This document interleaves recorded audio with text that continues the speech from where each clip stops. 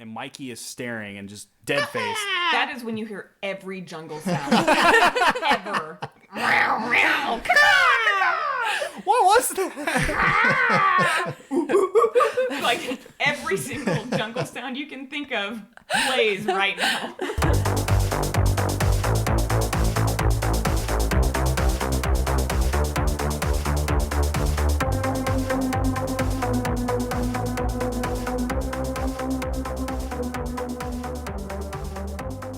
Hey everybody, you're listening to the MILKSHAKE Boom, quite possibly the greatest podcast ever made, but probably not. I'm your host, Robert James Haynes. With me as always is Christine Carstairs. Hello. Jose Rivera. What's up, what's up? And Robin Kaufman. Hello. Every single week we talk about a movie that somebody on the panel feels is underappreciated and needs to be rediscovered in some way. This week is my pick. It's a little movie from 1996 starring Brian Bosworth, Bruce Payne, and Hammer, aka MC Hammer. It's directed by Kurt Wimmer. It's a little film called One Man's Justice. Some folks may know it better as One Tough Bastard, but you can find it on Netflix as One Man's Justice. Why did you choose this movie? Couple reasons. One, I don't think anyone's ever heard of this. Have you guys heard of this film at all? I hadn't. Not at all. No. And just the fact that I had to subject 3 other people to this film gave me a great amount of joy. But I do legitimately love this film. For me, it contains one of my top 5 villains of all time. I dare say it's in the same league as Heath Ledger's Joker. What? Whoa. What? Wow. Bold words. Yeah. And Bold, crazy words. Crazy bold. And oh my God. Part of the reason that I got so into this film was the villain reminded me of a character from a television show called The Shield. He's like Vic Mackey. If you've ever seen The Shield, he's like Vic Mackey with a mullet. He's playing so many sides of everything that if our hero in the story didn't do what he did, he would have gotten away with so many things. And it was just something about it. This performance was just absolutely fascinating to me. So that's more or less why I chose the film today. And overall, actually, for what this film is, it is a B-level action film, but I really like it. So I'm hoping that people listening to this will also get a chance to watch it. It does not have currently enough ratings on Rotten Tomatoes to have elicited a score of anything, but Not shocked. just just to give you some perspective, though, it does have a score on IMDb of 5.3 out of 10. So go in knowing that. Feel free to trash it, but we'll see what happens. I will go ahead and say up front that unfortunately this film on Netflix is in a 4:3 format, which means you're seeing boom mics and shots that you wouldn't normally see because it was originally shot in a 1:8:5 format. But yeah, that's pretty much it. Go watch this film. We're going to have a brief musical interlude, and then after that, we will come back and we will talk about 1996's One Man's Justice.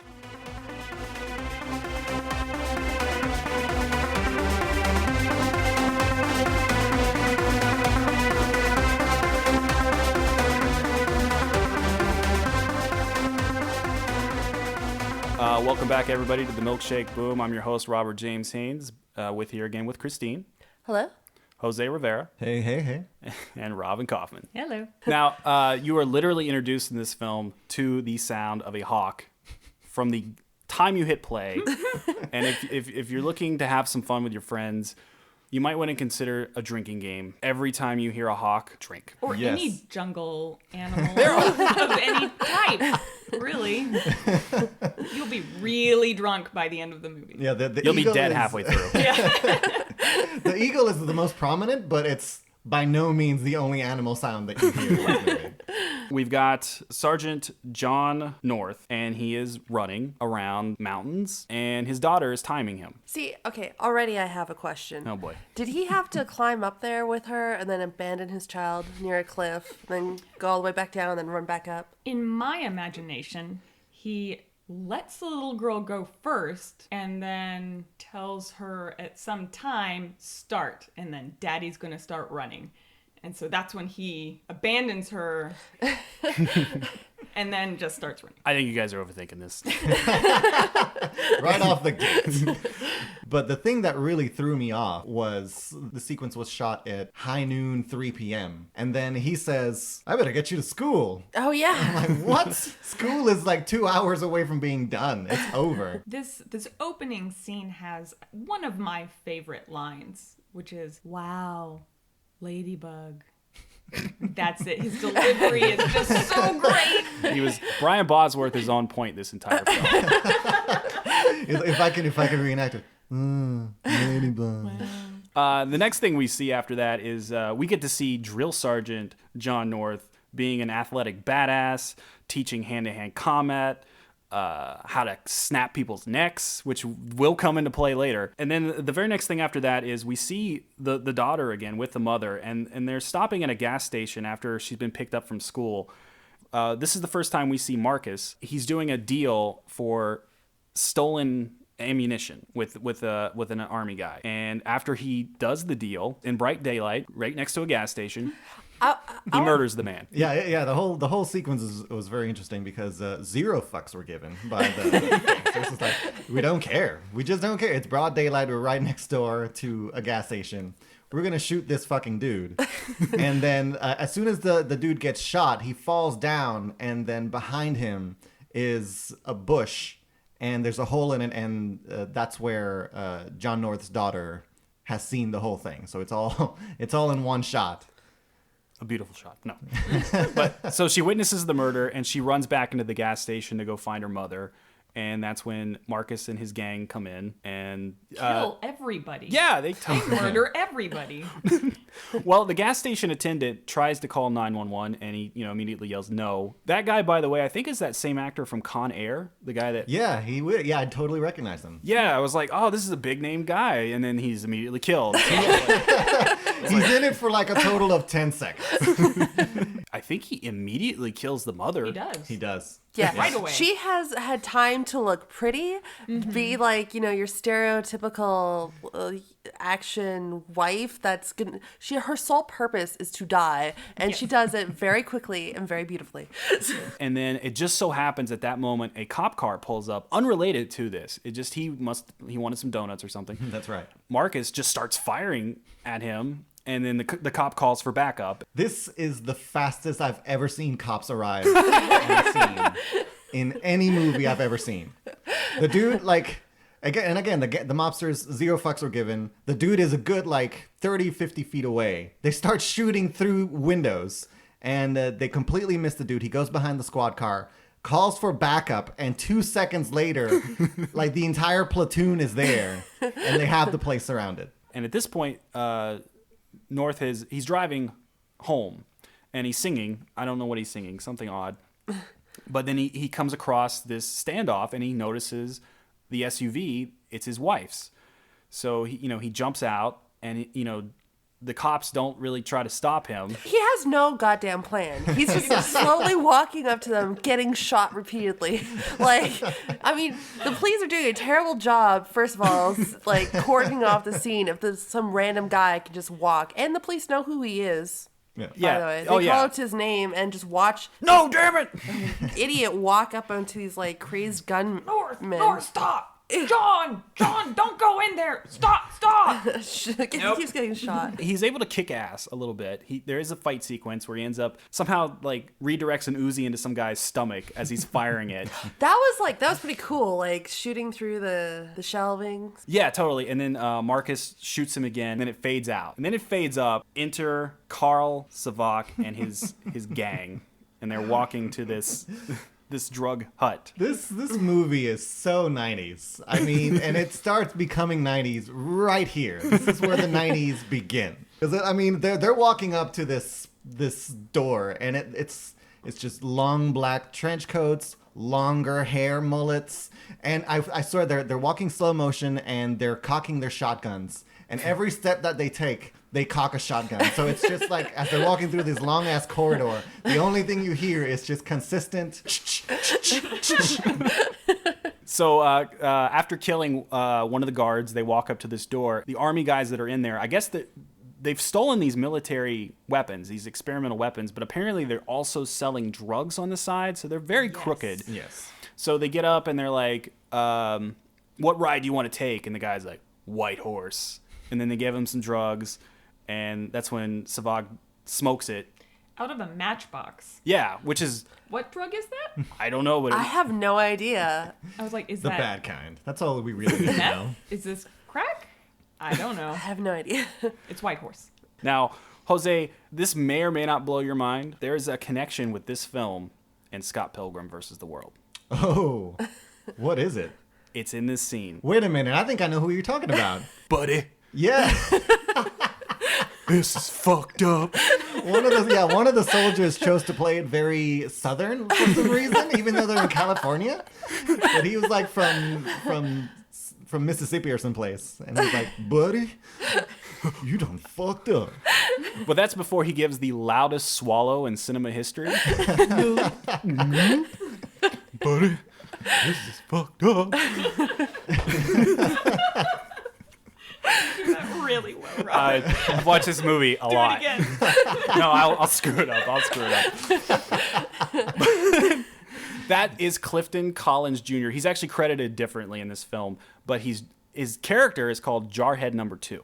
Just so you know. Okay. Oh. But when I stumbled upon that information, it blew my mind. That's the guy who plays one of the vegan cops, Yes. not Thomas Jane, the other guy. So Savak just starts massacring these people. Like, he immediately kills that guy and says, "Hey, buddy, you must follow Muhammad Ali. You just don't dance as good," which I didn't quite Bam. get. Yeah. I shoot. Dead. And one of the things that I appreciated about Agent Savak was that Special agent. he would always deliver these one-liners that 90% of the time didn't really make any sense. But they sounded really cool, and then he would just shoot the person afterwards.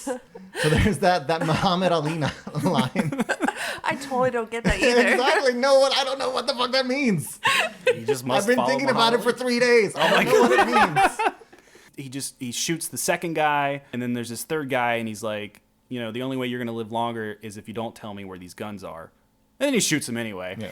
Yeah. Doesn't he wipe blood off of his shoe or something? Yeah. And like starts licking it? I was like, what the? That's so awesome. Because that's what led him to the guns. Because they were hidden underneath a table. Yes, this other gang bursts through, and they're the ones that were originally going to buy the guns, but they clearly intended to steal them. Yeah.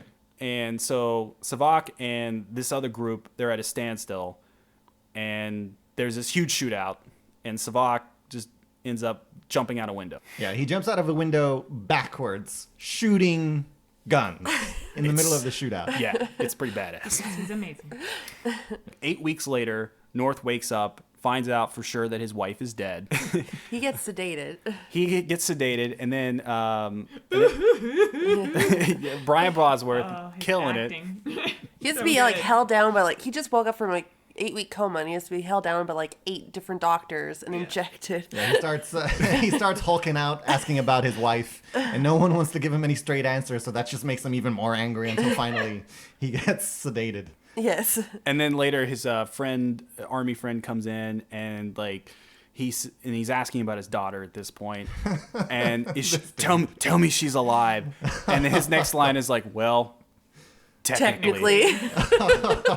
What a dick way to break it to That's somebody. awful. Such a heartbreaking scene for Just say yes. You're not lying. Yes, she is still alive right now. Technically. So he wakes up from an 8-week coma, and he has to unplug his daughter, who's brain dead. The best part about this is that they kept her around just long enough for him to pull the fucking plug.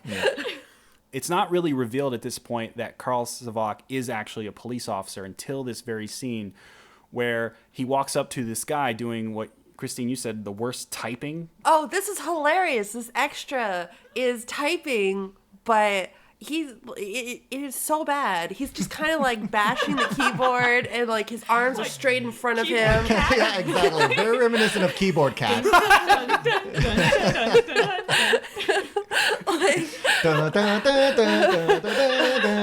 That's his most I am acting typing face going on. It's pretty. This is how I type. And then that guy asks, lawyer or cop? And then Savak's like, kid. And then he's talking to an older guy. Kid. I am the cop, Yeah. Special Agent Carl Savak. And he shows his badge, and it's like, I don't think we've described fully what Carl Savak looks like. This man has a giant white snake mullet, a nose ring, two nose rings, and he wears like a 90s black blazer and like jeans with like The cuffs rolled up. the cuffs. I didn't notice that. I noticed that on the rooftop too. I'm like, holy shit. This guy is so badass, you guys. Oh man. So, what he's there for is he's releasing Marcus. He's convinced them that he needs Marcus for the case, basically, but really he needs him to help him find his guns that Red has stolen. And One of the best lines in this movie happens right here. Well, like this entire scene is just gold because Marcus starts getting lippy about helping Savak, and Savak orders an ice cream and then promptly kicks Marcus in the balls, and I mean like hard. So hard he vomits. Yeah. Marcus says like this one line that's gonna haunt him for the rest of his short life. He says, "I don't want to be a part of your dog and pony show," and then Savak kicks him in the nuts and then says, "You're gonna be in my dog and pony show until the pony dies, pony." Oh my god. And I don't think he's actually looking at Marcus. It looks like he's actually looking off camera, reading a cue card. Well, let's see here. What happens next? Daughter's funeral. Can I say something about the funeral? Yes, please. Like the priest is reading from the Bible these passages that seem to be tailor-made specifically for John North right at this very moment. He's going like, "And the Lord said, vengeance is mine. Thou shalt not go on a one-man renegade crime spree to seek justice. If your name is John North, you should completely let this go." And John North is just walking away from the funeral, completely oblivious to this. And I think he walks straight to Los Angeles Yes. to go find the man who killed his family. It would not surprise me. So North goes to this, I guess it's the U.S. Marshal's office, and he starts talking to this woman. Again, we don't get her name. We have no idea what her name is. Because she's a woman. Exactly. But in walks her son, who looks like he's the third member of Crisscross. And this kid is all attitude. I love this kid. He's great. I hate this kid. I hate him so much. All he does is speak the truth with an F. So awful.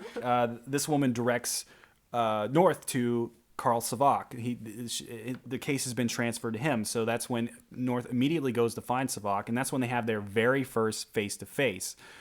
And it's explained to him that he doesn't know his name, but this guy has been transferred under federal protection. You mean he's out on the streets? And Dubious as he should be. right. That's what that means, sir. And then one of the other agents, Agent Tan, says sometimes we have to turn a blind eye to small crimes in order to catch bigger ones. And then North does not like that. Very unhappy about this. Did I just hear you call the murder of my wife and child a small crime? And then he proceeds to assault a federal agent. Yes. Yes, he does. He's very upset. He assaults Carl Savak, and then they put a gun to his head, and Savak looks him straight in the face after not being uncompassionate about the death of his wife and child, of course, and he says, "You do not want to fuck with me." And then North, being the clever gentleman that he is, says, "Yeah, I do." And that's the end of that scene. And then he walks away. He could rightfully be charged with assault at this point, but nope. No. Nah, I can let it go. And that's when the first time we are introduced to Mr. Dexter Kane, played by one MC Hammer, credited as Hammer. Yes. Let's When show the you respect. when you were describing this movie to me, and you said that MC Hammer was in it, I pictured MC Hammer in his parachute pants, Yes. shooting somebody in the head, and then dancing away off screen. Unfortunately, that did not happen. I was very disappointed. This is very serious Hammer. This is acting Hammer. This is acting Hammer. His trademark move as being the drug kingpin that he is he likes killing people or having people kill people on his behalf with a plastic bag over their head and telling them to let it go. Relax as he watches them suffocate. Yep. So totally not parachute pants Hammer here. Such a missed opportunity. I know, right? Really, oh my god. Oh. Exactly. Yes, that's what I wanted. I wanted. Can't touch this. He goes out the door. And then he shuffles off screen left. Never return. Exactly.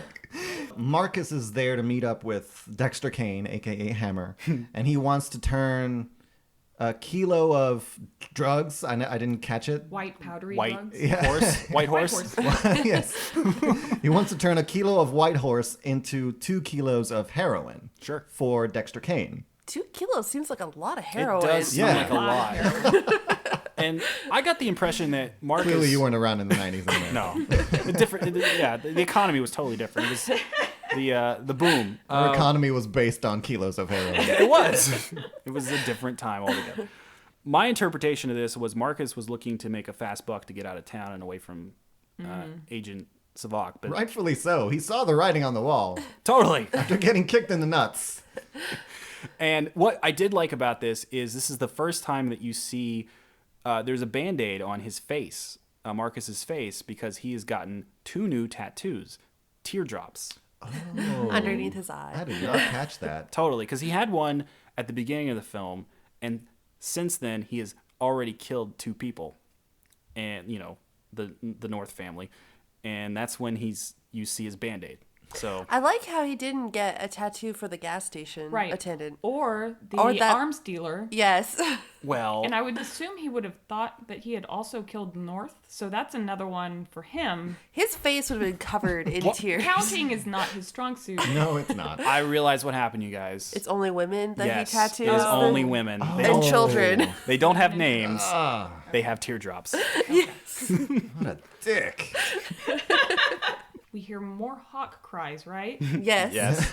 More hawk cries, memories flooding back. Yeah, North isn't- clearly has PTSD. Oh yeah, and actually, I thought it was fairly effective, like how they were portraying, his memories. So Like, it's just, it hasn't been that long since you've seen the murder of his wife, child, everything that's happened, but they feel the need to recap it really quick for you again, just in case you forgot the last 5 minutes. Yes. Just in case you got up to go to the bathroom. Yeah. right, Here's what you missed. just in case. And that's when North remembers that he saw a very specific tattoo on Marcus's neck. It's a bat, and he's reminded by that because he sees a bat on some kid's T-shirt. It is a bad tattoo, by the way. It's like, it's terrible. Oh man! And then so North does the only thing that he thinks he can do is through a guitar montage solo. He goes to every single tattoo parlor in Los Angeles Yes. looking for this tattoo, or Incredibly generic tattoo. yes. But finally, he does reach a specific tattoo parlor where you see he's pointing it out to this particular gentleman, and he's like, "Yeah, I put that on some guy's neck Once. Right? Yeah. It's like, what do you want with him? And it's like, I want to give him a humanitarian award or Yeah, it's the Citizenship Award. Citizenship This Award. movie is all about citizenship awards, guys. Because it's mentioned more than once It by is, 2 yes. different characters. But yeah, and then finally he's like, well, if you got anything to say to Marcus, so he finds out Marcus's name right here. You can say it to us. And he's like, I don't think you want this message. I was like, oh, I think we do. Like, And no, then- I really lock the don't door. think you do. Like, no. We really do want to hear this message. And North beats the hell out of them. Destroys their tattoo He shop. spectacularly kicks their asses. He stabs that one guy with a tattoo gun. That was Yes. awesome. Through both hands. Both hands, was it? Both hands. my Ensuring God. that he will never tattoo anybody ever again. This man's livelihood is destroyed. Exactly. And I like when he's questioning him about Marcus to like get the information out of him, he turns on the tattoo gun briefly, so it's like going off inside his hands. This was like Taken before Taken. Yes. And then we go to Mikey. And they're all hanging out in front of Marcus's house. And Mikey's playing it tough. And he's like, no, you pay me now. You pay me now. This is okay. Why would Marcus entrust an entire kilo of white horse to this kid to go trade for 2 kilos of heroin? He's crazy trusting of Mikey. His life is on the weird. line. He cannot lose these drugs. And he gives it to a kid. And he's like, oh, go take the bus down and go get me 2 kilos of heroin. Take the 19 down to Compton or something. It's like, Hey, kid, you're 10 years old. Let me give you these drugs and this really crazy important errand. my life's on the line. I never understood that either, honestly. I was like, obviously for the plot purposes to get Mikey involved, I guess. But then after we find out that information, but Mikey wants that money up front because he wants to go buy a gun to kill the kid that killed Ricky, to get revenge, to get his justice. Yes. His street justice. So, and then I think what happens is probably, and I'm going to say this a lot, my favorite scene in the movie. This is when North has found out about Marcus, and he's got some information on Savak. So he's had his friend do some research, and he's gotten Savak's address and phone number. And Savak's playing all coy about it. And then he's like, well, just out of curiosity, who told you about me and these guns? And he's like, Marcus. And then Savak proceeds to write on his to-do list in large red ink to remind himself to kill Marcus. And that's when I instantly fell in love with this film the first time I saw it. I was like, that is incredible. That is the stupidest, most awesomest thing I think I've ever seen. So after that, we cut to Mikey and his friends hanging out at a basketball court. And that's when they all notice John North sitting in the stands looking at Mikey intently, not like unblinking, very much like a creeper. Man, what the fuck you looking at? It's like, I think he might be a cop. I don't give a fuck if he's Spider-Man. I'm gonna fuck him up. Right. What did that mean? What did that mean? I'm telling you guys, Mikey keeps it real. He's so awful. Wait, okay. I don't get how... Oh, right. How does North find Mikey? He follows him, right? Doesn't he follow him from that basketball court? And Mikey is going to go kill the sneaker stealing murder boy that murdered his friend. Yeah. So Mikey's going to go up to him, and he pulls out his, gun and is about to shoot this other kid in the face. And that's when North comes from behind and grabs the gun from his hand. It goes off, and Which is one of several times he pulls this very specific move, grabbing a gun, and it goes off in the air. yes, yes, he's very good at It's his that. patented move. Yeah. It was in Brian Bosworth's contract, I think. Yeah, so those other kids run off, and that's when North takes Mikey's backpack and finds the kilo of white horse. That's why you don't give a 10-year-old a kilo of white horse. Because, Marcus gave this to him. He only had 48 hours to turn it around. It feels like it's been 4 days. It does. So, it's like, Marcus is really dumb, you guys. We'll skip ahead a little bit.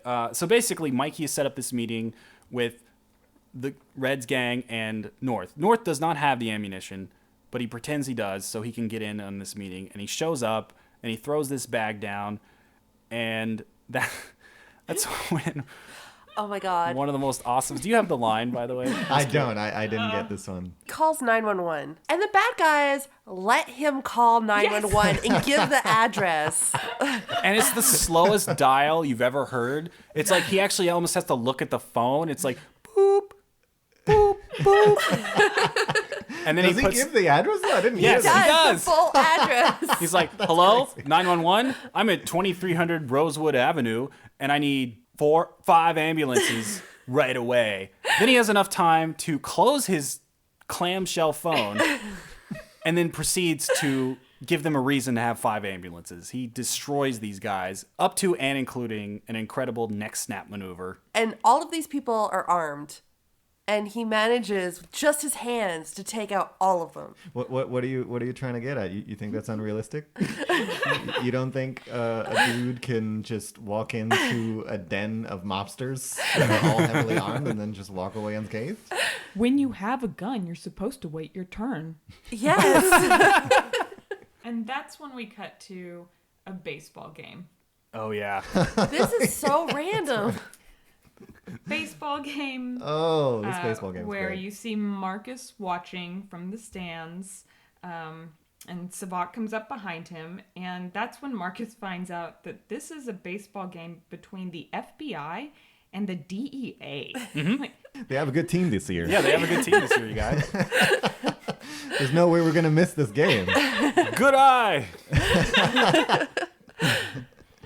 So at some point, Marcus informs Savak of something, and then Savak's response is horseshit, and then he throws a chili corn dog at Marcus's face. Marcus has something on his face this entire movie. Like, He there's does. either puke on his beard, Oh yeah. or there's mustard all over him. He has the worst luck. Oh God. It's an actor's choice. But yeah, basically the Red, that gang they're under the assumption that Dexter Kane jacked them for the guns because Mikey's part of Dexter's crew, sort of. And that's the rationale. So obviously Savak's incensed by this because if Dexter Kane had taken the guns, they'd already have the guns and Red would be dead. And Horseshit. Just he throws that so hard in his face. Oh my That god! entire scene is so funny. And then that's when it cuts to somehow Savak has tracked down one of the members of this group that got jacked for the guns. Not Red. It would have been nice if it had been the actor that was Red. I think it would have tied up together a little better. Yeah. But anyway, he traps him in his car. This scene is one of the best. It is. Yes, this is I one was of the gonna best say scenes. the same thing. And he's like, "Who took the guns?" And the guy's like, "Suck me." And then he's like, "Who took the gun?" Like basically, he's like, He's like, have you got that out of your system? Who took the guns? right. And he's like, he's like somebody named Mikey and I don't know, some army cat. And he's like, "Just one guy? That's impossible." He takes the gas pump, the gas nozzle, lights the end of it, so now it's flaming, lights his cigarette off of it, and is standing there nonchalant with this flaming gas nozzle, and then proceeds to pour it all over the car, sets the whole thing on fire, including the guy. Well, you forgot his one-liner. Oh, sorry. Which is, guess how Webster defines inferno. I don't think it's this. that I had Exactly, in yeah. mind. It's not. This is not how Webster defines inferno. It is not a gas station blowing up. This is an awesome full body burn. Like, it is a really well done stunt. And, like, this is where they spent a lot of the money that you can kind of see they're kind of missing in other scenes. They spent it on this scene. So he forces Mikey to set up a meeting with this army cat because Savak still doesn't know it's North.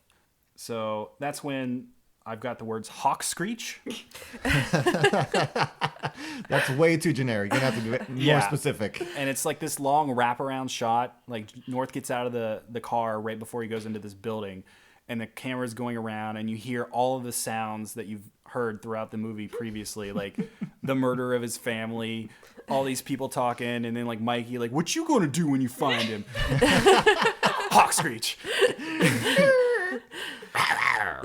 And what follows is, in my opinion, one of my favorite shots because it screams 90s. And it's basically they're inside the building and the building is dilapidated. They're inside a room. There's no furniture except for some chairs. They're all sitting up against a heavily graffitied, a wall with heavy graffiti in it. And it's just mullets. It's just like a row of mullets, like crazy long down to your FBI butt. issued mullets. Exactly. And it just screamed 90s. Every time I saw it, I was like, the 90s! I just loved that building. It was every single surface had so much graffiti on it. Mm-hmm. I'm like, how long did the art department take? It That was a one- cool building. Yeah. Yeah. And then that's when North walks in and he tries to deliver another badass line. And he's like, I'm gonna count to 3, and whoever doesn't want to get their ass kicked should leave by 3. And remarkably, they do. Yeah. Saavik doesn't think twice. He's like, yeah, let's give them some space. Yeah, let's give him some space. Because Marcus is like, what? Don't give me space. Stay here and protect me. And actually, this is, again, one of my favorite scenes in the film because North gives this speech. It's like, he's said it several times in the film, like, you murdered my wife and my child. And Marcus doesn't remember this guy at all. Like, he can't place him. He's like, your wife? Your kid? I murdered? What? Man. I have 2 extra teardrops, but I'm drawing a blank here. That happened like 8 weeks ago. Yeah, 8 weeks I ago, looked he you got in dead this in the guy's eyes face. and, like, shot you. Daddy. It's like, oh, right. Yeah, that guy. And then that's when Marcus, just starts firing at North. And North was smart enough this time to bring a gun. And then Marcus gets down this hallway and you see Saavik and he's like, fire escape. And Marcus is like, fuck you. And he runs down the stairs. And then you see North follow after. And he instinctually goes to the fire escape, which again is something I liked in this film, is because I felt like Saavik and North were kind of mirrors of one another. And that the fact that they would have made the same decision, I thought was kind of cool. Yeah. So North does cut Marcus off, and he's got him down to the ground. He's got him dead to rights. He's got a gun in his face, but North can't do it. He can't finish him. And then Marcus runs away, and Saavik comes out, and he's really disappointed. He's pissed off. He's like, oh, man. And he does this badass thing where he, like, fires the gun at North's trunk, and it just pops open. Again, no one has heard of the trunk release lever in the driver's side door. Come on, guys. Let's see. That's when he, like, finds the guns that North has brought with him, and he's like, time for your Pavlovian response class. What did that mean? I have no Someone idea. explain that to me. I know what Pavlov's dog is. I understand that. I think that's just his thing, that he says things that doesn't make sense. I don't know. But then he Is this like an Anchorman when in Rome kind of thing? Like, he doesn't really know what it means. He just thinks it sounds cool. I think that's what it is. So that's when they start beating North up. One of the FBI agents pulls out a gun and he's about to kill North. And he's like, whoa, what are you doing? It's people like you that scare me. I love that line. It was just like... Hindsight, he should have let him do it. Yep. Savak's got the guns. He's got the things. But like before that, he engineers the execution of Dexter Kane's brother, Luther, who is just a guy. He's not in the business. He's just a lawyer or something like that. He's an accountant. This line that's coming up. Oh, guys, did you know it's illegal to drive dead? I did not know that. It totally is. So Thanks, Agent Saavik. Agent Saavik is dressed in the most, like, as he wanted to make sure that the person he left alive knew that Luther was killed by police officers. So then we see North in jail, and Mikey is visiting him. Yeah, how did he know he was in jail? How are they letting this kid in? And he brings the kilo of stuff with him. Yes! And his gun.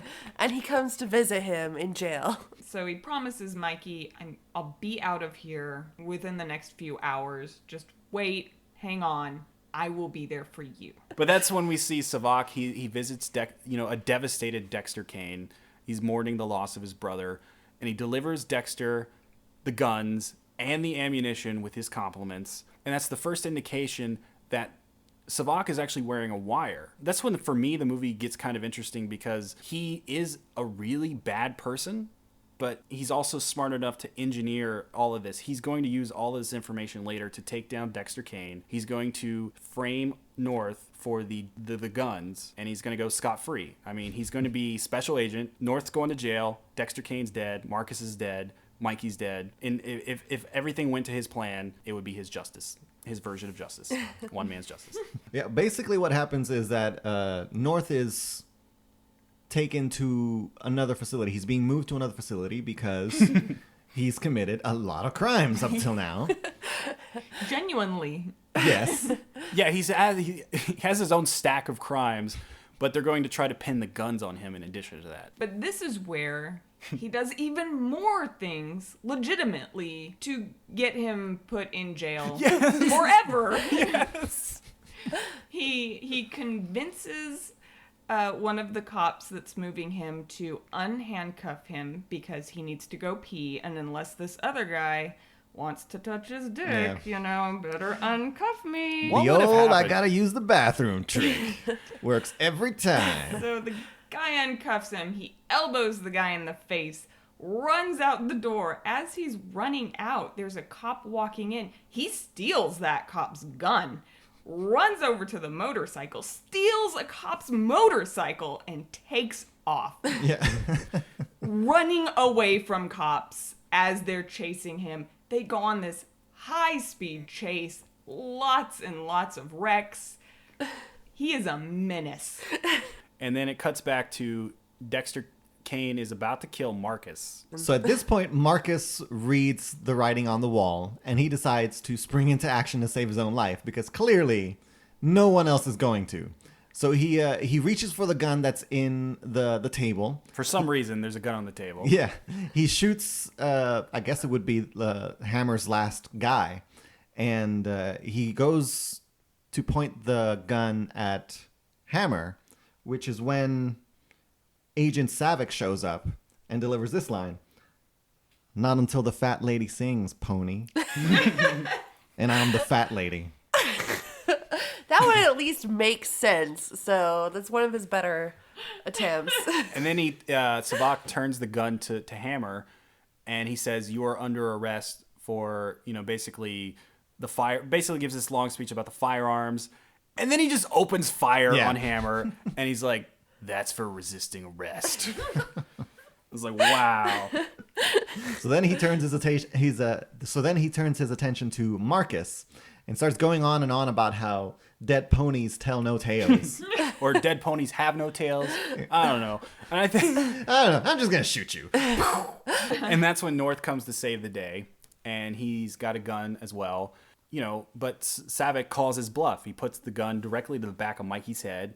This is what upsets me, because he says, "Oh, yes. It looks like we've got a Mexican standoff here." No, you don't, because Mikey is not armed. It is a hostage situation. It is not a Mexican standoff. I am sorry. We almost had to pause the movie at this point. She was so mad. She because it was near the end, she agreed to finish it, and then she went straight to Wikipedia, Googled it or whatever, and she's like, "Okay." So that was the straw, the Mexican standoff line? This is yes, I was like, fuck that this is movie! I was with it till that moment. I was like, that is not a Mexican standoff, sir. No, sir. That is not a Mexican standoff. But that does play into Savick. He constantly gets things wrong. So it's very consistent with his wrongness. It's on the roof that one of my favorite lines happens. And I didn't write it down, and I don't remember exactly what he says, but he makes a reference to touchdown. Yes, I've got it here. That doesn't make sense. He goes to see where North had dived, and he sees the gun. So North is now unarmed, and he realizes that. So Savick says, "Touchdown, motherfucker." Yes. Okay. Because he just scored a touchdown. He's won the game. We get it because the main actor's a football player, but it doesn't work. Oh my God. Yes. I didn't even make that connection. Wow. Yes. Brian Bosworth he was a famous football player, and then he ultimately went into acting. I think his first film was Stone Cold. Yeah. In 91, and then he's done movies since. So they fight for a little bit, and then North actually ends up throwing Savick off a building. This guy falls for so long. From this is where they spent all the money. They spent all the money on the full body burn and this fall, because there's 18 different camera angles. They clearly didn't spend it on wigs. Yeah. Because they kept cutting back to this stunt guy who was wearing a very large, unconvincing blonde wig. And he lands on a piano, on a baby grand piano. 20 minutes later, he lands on a piano. And he fell completely silently like a boss. This guy accepted his fate. And he's like, "Well, if I'm going to go out like a pimp."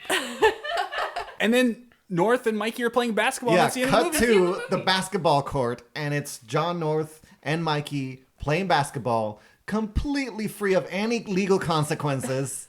Let's recap just a couple of them. Please do, He yes. stole a police officer's gun. He beat up 2 other cops. He stole a motorcycle, went on a high-speed chase, causing many accidents, possibly a death. We don't know.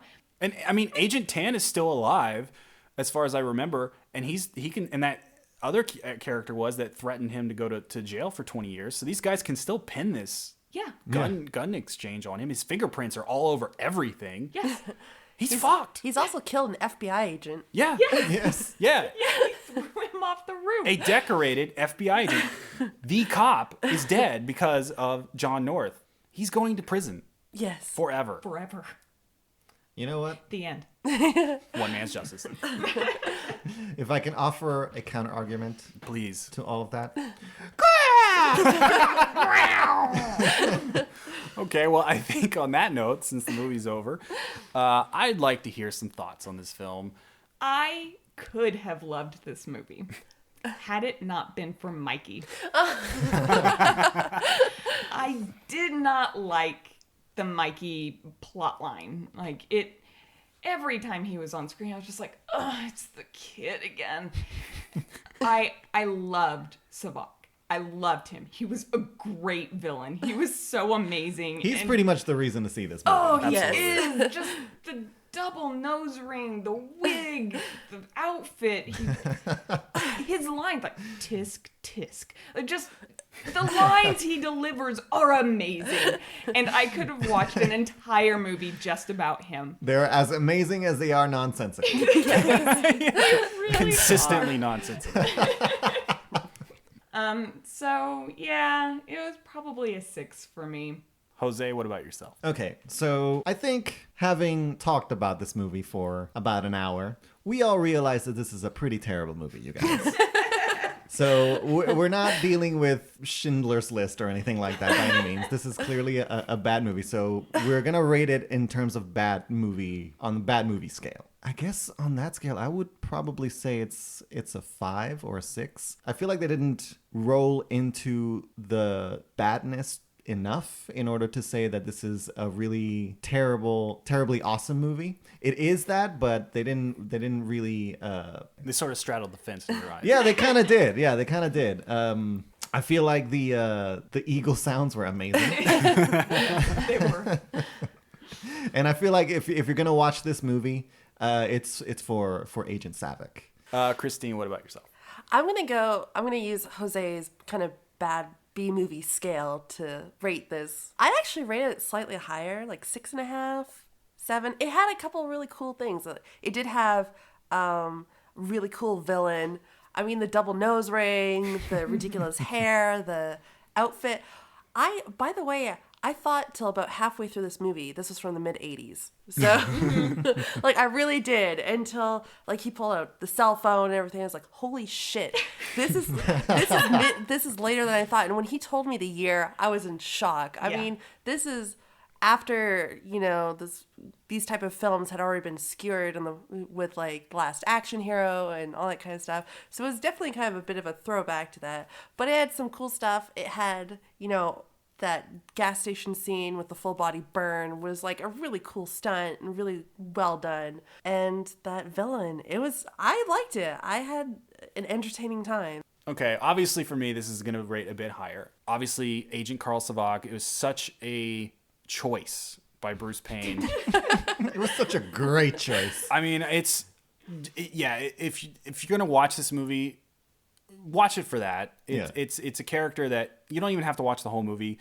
You're gonna see him in the first 20 minutes of the film. If you dig on that, you're gonna love this movie. If you don't, I understand. It's like, yeah, Mikey is take it or leave it. I like Mikey a little more than you, Robin. For me, it's like an 8, 9, easy. 10. It's a 10. It's a 10 and a half. So I guess we'll go ahead and go into plugs. I'm on Twitter. I'm at Robin J. Kaufman, and I've tweeted I think 5 times. Wow. I think that's what Twitter told me that I've tweeted. Really, I think I've only tweeted 3 times. But I'm talking to the world. And that's Kaufman, Kauffman. F-F-M-A-N. Okay. Jose, what about yourself? Well, first of all, I'm not on Twitter. But if you guys want to check out any of my drawings or any of my animations, you can go to thevictoriousbullet.com, and that's going to be my art blog. Christine? You can go to my website, escapingwestlawn.com, which I've recently updated. It looks awesome, you guys. I'll start posting more stuff to it soon. And you can also reach me on Twitter at DSLR_girl. Tweet at me. Say hi. The Milkshake Boom is now on iTunes. Subscribe. Hey. Do whatever it is you need to do to get this on your phone machine or what other device that you use. I don't Your phone pad. Your thingamabob. So yeah, and also in addition to that, we want to hear from you. If you're listening to us, write in. We'd like to hear some questions, comments, concerns, even suggestions, anything. And to do so, you can email us at themilkshakeboom@gmail.com. You can also visit our website, themilkshakeboom.com. Follow us on Twitter. That's at milkshake_boom. You can also like us on Facebook. If you go to facebook.com/themilkshakeboom, you should be able to find us there. You can follow me personally if you'd like on Twitter at Robert J. Haynes. That's Haynes. And I think that's about it, right?